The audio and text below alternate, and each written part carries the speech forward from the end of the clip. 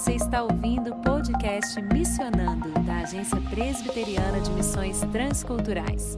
É a APMT aproximando você do universo da missão transcultural. Você encontra o nosso podcast nas principais plataformas de áudio. É só seguir, curtir e compartilhar.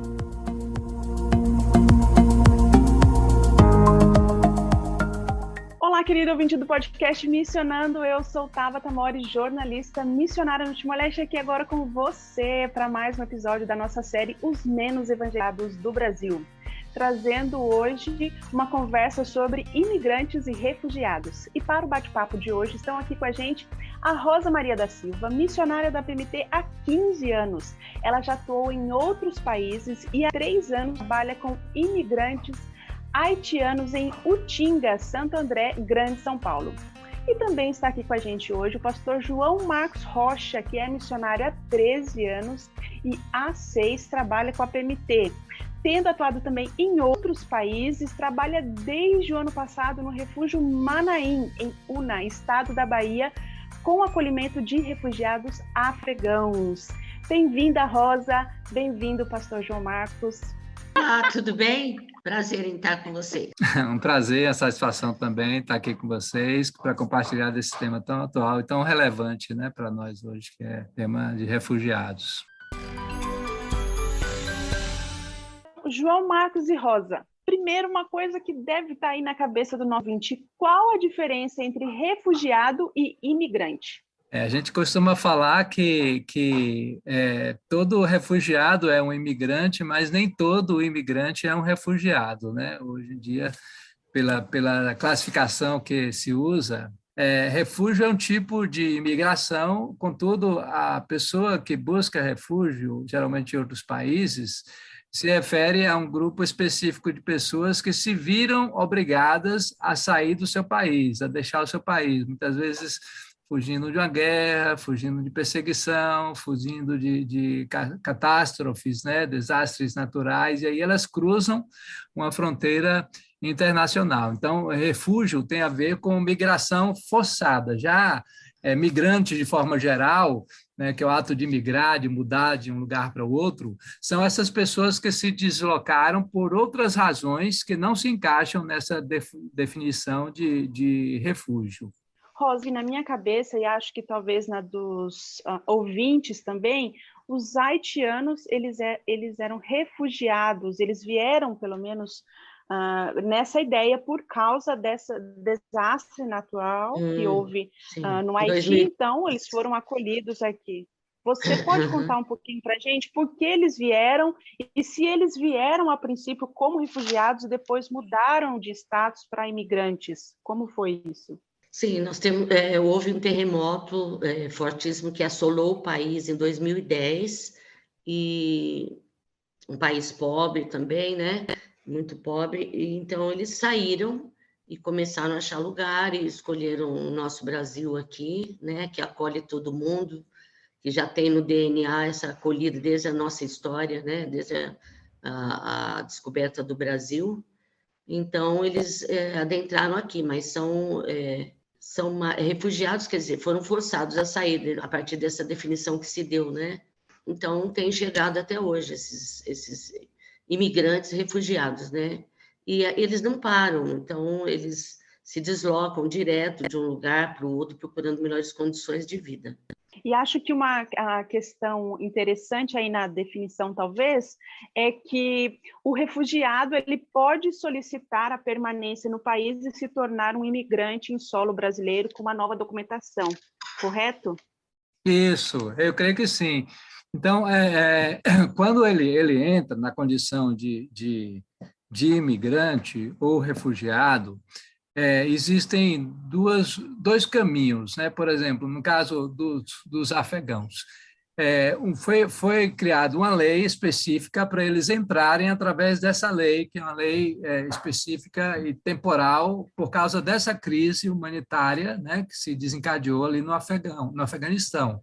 Então, assim, só que todo imigrante que chega ao Brasil, ele tem, né, por lei, o direito de solicitar a permanência dele aqui, né? Então, começa com a solicitação do RNM, né? Que é o Registro Nacional de Migrantes, e demora mais ou menos 2 a 3 anos. E aí, quando ele recebe esse RNM, ele já está no caminho de se tornar um residente permanente aqui no Brasil, né? Tendo todos os direitos que um brasileiro tem, menos o direito de votar. Então, ele pode, sim, né, buscar essa classificação. No caso do refugiado, ele pode solicitar o refúgio aqui, né, o registro como refugiado, depois se tornar, né, um migrante normal, natural, como os outros, depois a residência. Pastor João Marcos, o Afeganistão está há muito tempo na lista dos 50 países onde ocorre maior perseguição aos cristãos e, claro, desde a invasão do Talibã, ele voltou para o primeiro lugar, né, o número 1 em perseguição. E um número enorme desde agosto, principalmente do ano passado, um número enorme de pessoas buscou refúgio em diversos países, inclusive o Brasil. O que trouxe essas pessoas para o Brasil? Foi basicamente isso, né, que já mencionamos, você acabou de citar aqui, quando o Talibã, esse grupo terrorista islâmico, assumiu o poder. Então, todos aqueles que, de alguma forma, estavam ligados ou vinculados ao governo americano, que foi o governo que assumiu o controle do país depois de capturar ali Bin Laden, né, com o objetivo, né, de restaurar o país, a economia do país, a política do país, então não conseguiram. Então, todos aqueles que foram, de alguma forma, vinculados a essa proposta de restauração ao Talibã, eles tiveram que abandonar o país porque eles foram considerados como traidores, são considerados como traidores pelo Talibã. E aí, então, o que aconteceu? Eles começaram a fugir, né, para Paquistão, Irã, ali para as regiões mais próximas do Afeganistão, porque senão eles morreriam, como muitos morreram por causa disso. E aí, então, o Brasil foi um dos primeiros países, né, a abrir as portas, né, já promulgou a lei, e com isso aí mais de 1 milhão de afegãos deixaram o Afeganistão. E aqui no Brasil, como a Rosa bem comentou, né, está no nosso DNA isso de receber, de acolher. A Polícia Federal já registrou, né, só do ano passado para cá, a entrada de mais de 2.000 afegãos, e a tendência é que muitos outros cheguem, né, nas próximas semanas, porque ainda tem 4.000 vistos e já foram aprovados e emitidos pelo governo federal, né? Então, a gente vê aí um grande êxito e, por exemplo, aqui chegaram através de pessoas em comum, missionários, trabalhadores que trabalhavam com eles lá no Afeganistão, tiveram que fugir quando eles souberam que o Brasil abriu as portas, aí foi entrando em contato, tá? E como nós estávamos aqui, né, na Bahia buscando uma redefinição de campo, entendemos de Deus que era o momento de abrir as portas e acolhê-los. Eu vou trazer alguns números aqui dos dados, né, do relatório do governo federal mesmo, do Observatório das Migrações Internacionais, OBMIGRA. No Haiti, por exemplo, né, Rosa, em 2010 eram 483 pessoas com processos encerrados, né? Entre em 2019... 2010 até 2015, tinha sido, pela Polícia Federal, esse dado de 72 mil haitianos. 72 mil. E 30 mil em 2014. 30 mil em 2014, que se vieram mais da região sul e sudeste. E desde 2018, o número médio de haitianos que tem solicitado, não é o número de haitianos no Brasil, mas o número que tem solicitado é maior que 15 mil pessoas, ano a ano solicitando, quer dizer, abrindo um processo como refugiado, não simplesmente como imigrante, né? Como vocês falaram um pouquinho, o Brasil está sempre de portas abertas, né?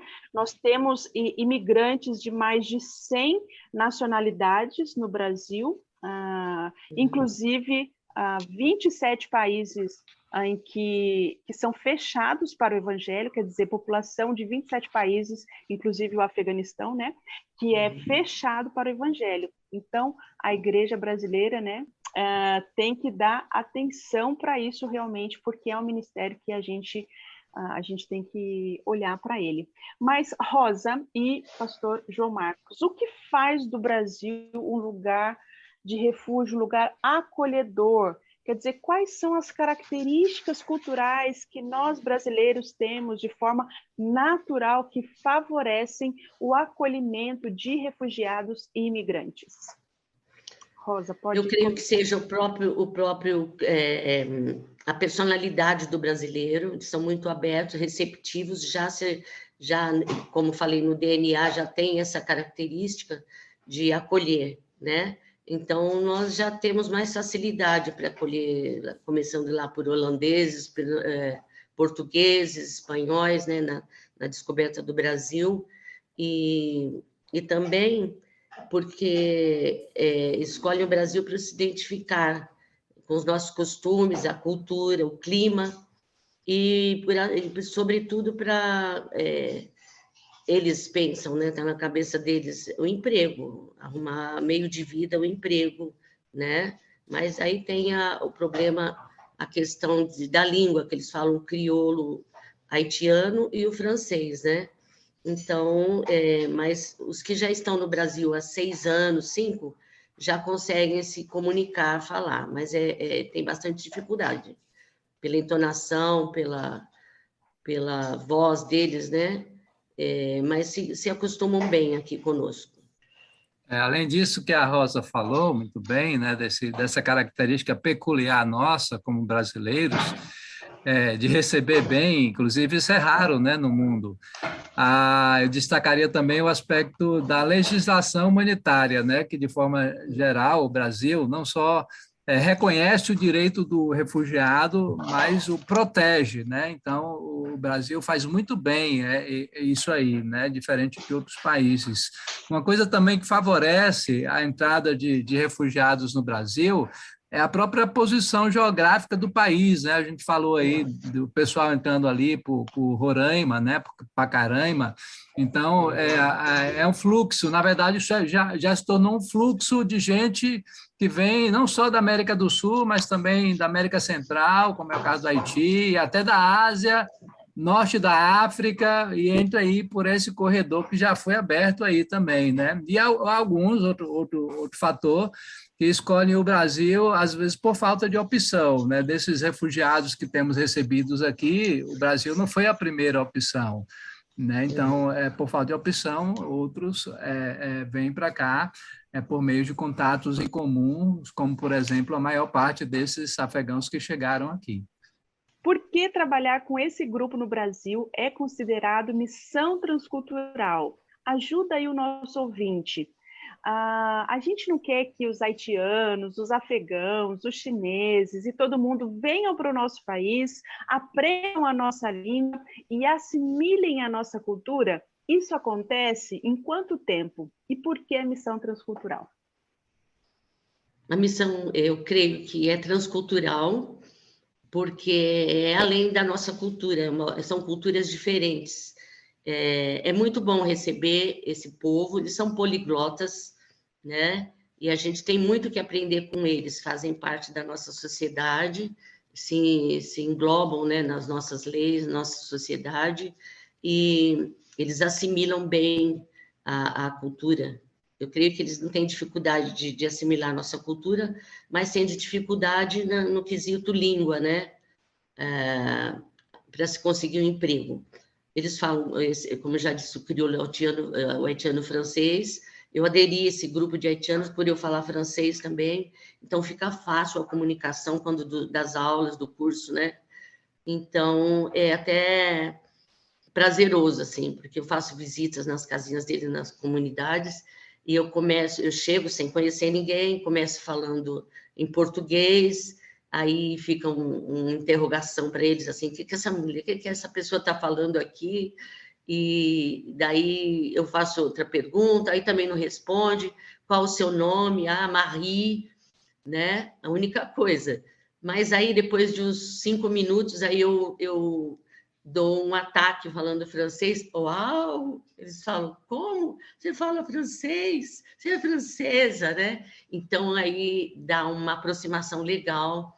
A Não, emissão transcultural, porque são povos minoritários, são grupos minoritários aqui dentro do Brasil, que Deus tem nos dado, a gente tem que alcançar, né? Fazer deles cidadãos dos céus também, anunciar o melhor de tudo, que são as boas novas, né? Então, são transculturais por se tratar de outra cultura. Muitos aqui no Brasil, até cristãos, não entendem, falando, mas como? Se é missão transcultural, você está aqui no Brasil? Então, a gente vai, visita as igrejas, vai explicando isso para o pessoal, né? Dessa transculturalidade. A transculturalidade aqui, nós, por exemplo, trabalhamos com 4 áreas, né? Que é a recepção, recebê-los, né, e atendê-los em suas necessidades básicas, a instrução, que aí tem a questão do idioma, né, ensinar o português, como a Rosa já bem mencionou isso, que eu creio que é a necessidade maior deles, né?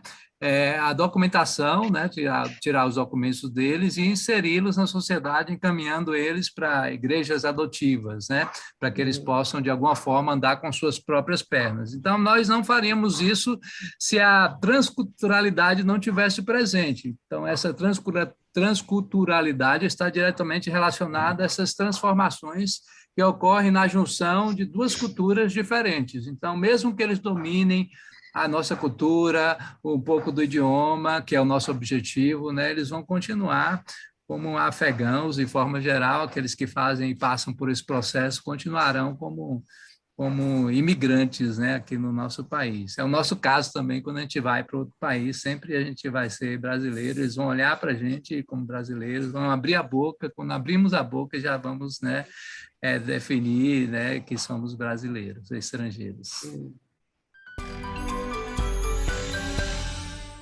Olha, vocês falaram um pouquinho já né, do trabalho que vocês têm realizado, mas assim, por que a igreja tem que olhar o fato de ter esse número expressivo de imigrantes e refugiados dentro do Brasil como uma oportunidade de evangelização? E que tipos de oportunidades nós encontramos, não só de servir, mas também de compartilhar a palavra de Deus com esses grupos? Eu creio que seja o mover de Deus. Ele faz da forma dele, como ele quer, como lhe apraz, e a gente não tem que questionar. Mas, quem sabe, a nossa oração é para que eles voltem, um dia, se eles voltarem para os seus países, eles serão missionários lá, eles levarão a palavra, porque eles receberam aqui, passando sobre as condições do país, de ser muçulmano, de ser hinduísta, né, qualquer outra religião. Eles terão força para voltar e aplicar nesse outro país as boas novas que eles receberam aqui, o plano da salvação, a salvação em si. Então, eu acho isso. Muito bom. Além disso que a Rosa falou, né, com muita propriedade, as oportunidades são gigantescas, né? Porque eles vêm para o nosso país, eles estão aqui entre nós, onde nós podemos, né, evangelizá-los livremente, sem nenhum tipo de restrição, isso. Em nosso próprio idioma, sem medo algum. Então, as oportunidades de amar e ser amado é algo maravilhoso. E também, assim, eu vejo como pedra clamando, né? Tipo assim, a igreja não está indo como deveria ir, né? É lógico, a gente vê falar muito de missões hoje como nunca antes, mas ainda o trabalho ainda é gigantesco, os trabalhadores são poucos. Aí eu vejo Deus assim, eu vou facilitar o trabalho para vocês, em vez de vocês irem, eu vou mandar eles para vocês. Então, a gente vê mais ou menos isso, né? E aí é a oportunidade, a igreja tem acordado, a gente vê muitas igrejas acolhendo refugiados, sabe?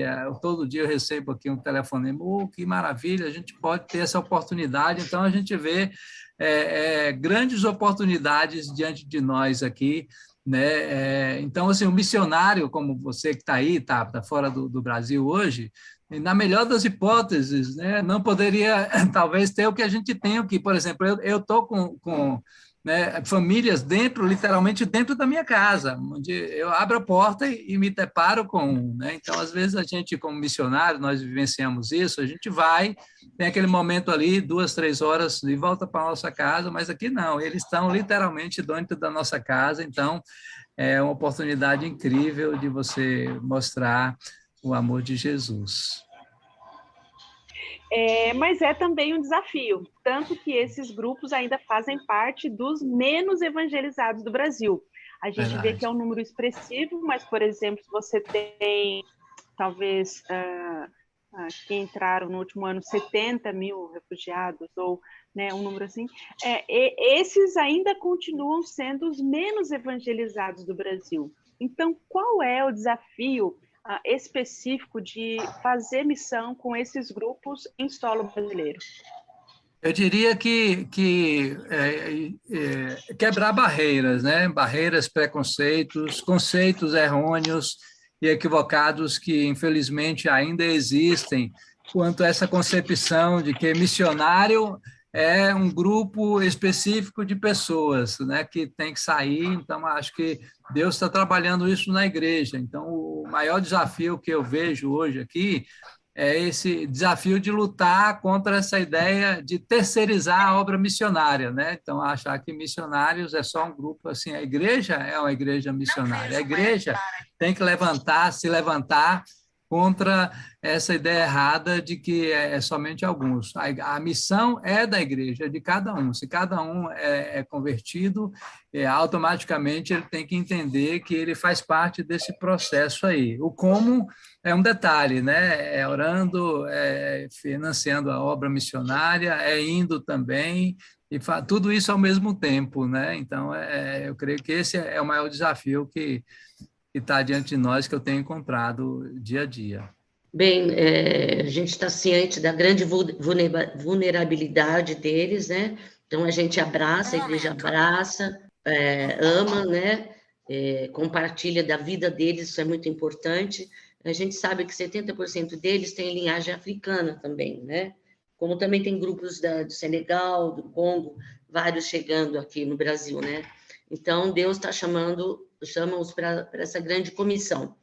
A gente tem em Gálatas 5,14, porque toda lei se cumpre numa só palavra, nesta: amarás o teu próximo como a ti mesmo. É dessa forma que eu vejo. E, querido ouvinte, atente então para essas informações que foram colocadas aqui, porque a igreja tem que olhar para esses imigrantes. Eu tenho certeza que na sua cidade tem um imigrante, um refugiado. E talvez você não tenha olhado para ele ainda como um grupo menos evangelizado, e muito menos como uma missão transcultural. Então, assim como eu tenho que vir para o Timor e aprender o teto, e talvez outras línguas aqui dos povos timorenses, você pode se dedicar a aprender o francês, que talvez seja mais fácil do que o árabe. Persa, né? Está assim, nível 7 de dificuldade. É o persa? Persa. Isso. Ok. Então, mas você pode se dedicar a aprender as línguas para fazer esse contato de aproximação com essas pessoas. Seria a mesma coisa que eu vir aqui para o Timor e me recusar a aprender o teto. Quer dizer, a igreja quer alcançar esse grupo, então aprenda o espanhol, aprenda o francês, aprenda o persa, aprenda o árabe, aprenda o mandarim, invista nisso como missão, né? Prepare um missionário para trabalhar nesses grupos, né? Porque é missão, é transcultural, e você tem a facilidade de poder fazer isso em solo brasileiro. Fazer isso dentro do Brasil, na sua casa, é só um bônus. Eu gostaria que eles fizessem um convite aí para o nosso ouvinte, para eles se engajarem também com essa missão transcultural com refugiados e imigrantes. Bom, meu convite gente, os campos estão vindo ao nosso encontro. É hora de fazer diferença. Então, no último dia, né, Jesus fala: olha, venham benditos do meu Pai, né? Depois ele reprova os que não são benditos, os malditos, mas para os benditos ele fala assim: venham para o reino que eu preparo para vocês, porque eu tive fome, tá? E eu fui estrangeiro em sua terra e você me hospedou, né? Então, se você é um bendito do Pai, eu te convido aqui a se unir a nós, né? A minha, a Rosa, tantos outros trabalhos e projetos aí de acolher refugiados, abrir os braços para esse povo aí tão vulnerável e carente que precisa conhecer e sentir o amor de Cristo através de nós. Seja bem-vindo aqui conosco. E você que nos ouve, convido a todos a se engajarem na missão transcultural com refugiados e imigrantes, porque a natureza da igreja é multicultural.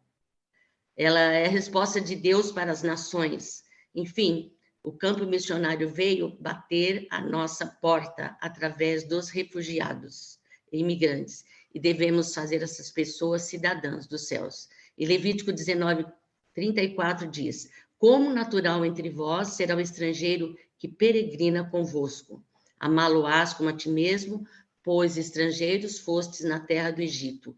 Eu sou o Senhor vosso Deus. Então fica aí o apelo, a chamada de Deus para você, e ele vai nos perguntar, ele vai te perguntar, para a igreja, para aqueles que estão duvidando ainda entre uma coisa e outra, vou ou não vou, venha logo, porque a gente precisa de mais missionários, nós fazemos muito pouco, aqueles que já estão fazendo muito poucos, então a gente te espera.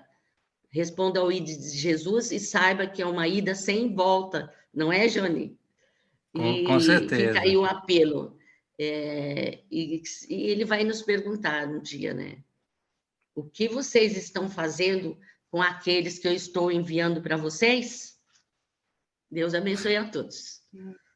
Muito bom. Querido ouvinte, o sexto sola para você que é solapada. Ouve essa e ora e responde com atenção e muito amor, querido ouvinte, muito amor, porque é isso mesmo, os campos estão vindo até nós e o que nós estamos fazendo, como nós estamos respondendo a essa oportunidade.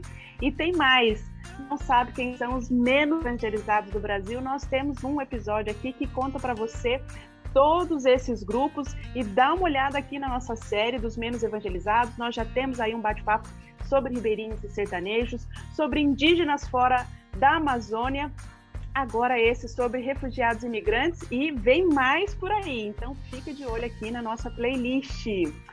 Pastor João Marcos, Rosa, muito obrigada por esse tempo, foi muito bom ouvir você. Obrigado. Muito obrigada. A gente se sente realmente emocionado e com vontade de ser mais de um missionário, se engajar com mais coisas. Verdade. Muito obrigada. Bem, obrigada a você. Obrigado. João. Obrigado também, Rosa. Abraço. Um abraço a todos. Satisfação. Tchau, tchau. É isso aí, querido ouvinte. Eu sou Tabata Mori e fico aqui agora com você. Você quer saber mais sobre o ministério do missionário João Marcos e da Rosa Maria? Dá uma olhada aqui na descrição do nosso podcast. Você tem o link para acessar a página deles na APMT e para fazer contato com eles. Eu sou Tabata Mori e fico aqui agora com você. E este foi o podcast Missionando, uma produção da equipe de comunicação da APMT, sob coordenação de Isabela Silveira, produção e locução de Elisa Kian, Fernanda Varela, Raquel Henrique e Tabata Mori, edição de áudio de Patrícia de Oliveira Leite e técnico Kleber Macedo. Um grande abraço e até o próximo Missionando.